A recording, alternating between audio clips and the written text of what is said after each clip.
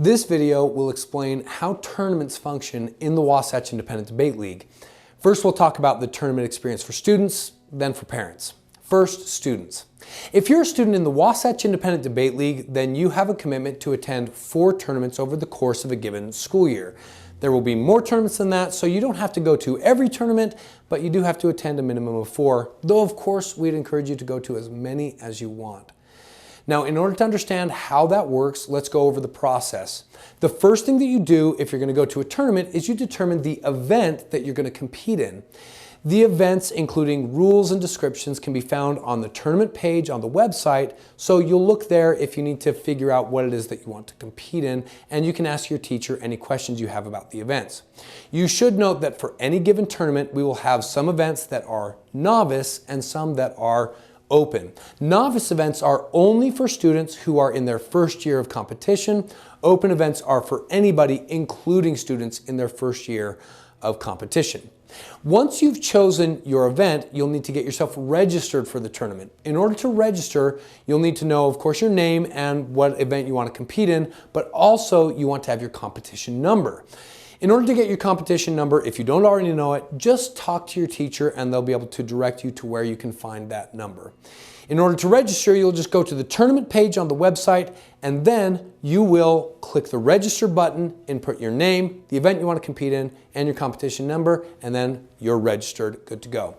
You should note that for any given tournament, there's a registration cutoff date. That date will be listed on the tournament page of the website, but it's usually the Monday before the tournament.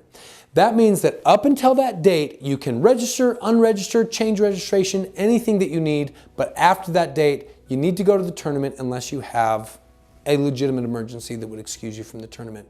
Now that you're registered, the last thing that you need to know in order to get ready for the tournament is about the dress code. Every tournament has a dress code that is professional dress. That means something that would fit in at a professional business meeting. But if you have particular questions, feel free to direct them to your teacher.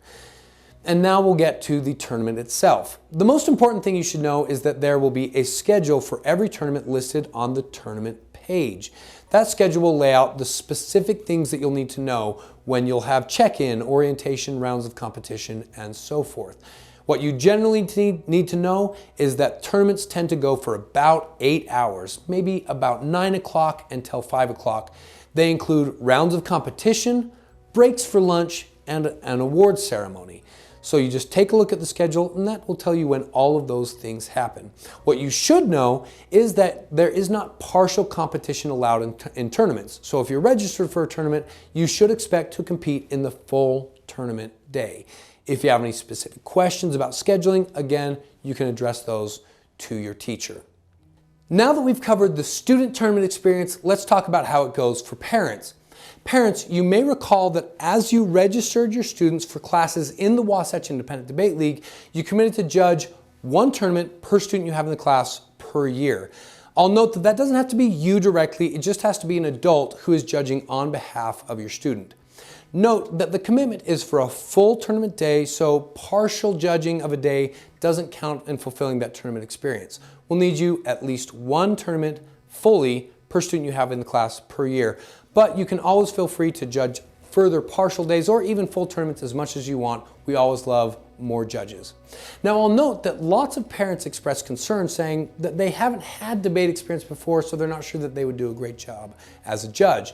I'll just assure you here that you don't have to have previous experience in order to do a great job as a judge. We want you to come as you are, and we'll give you all the training that is necessary.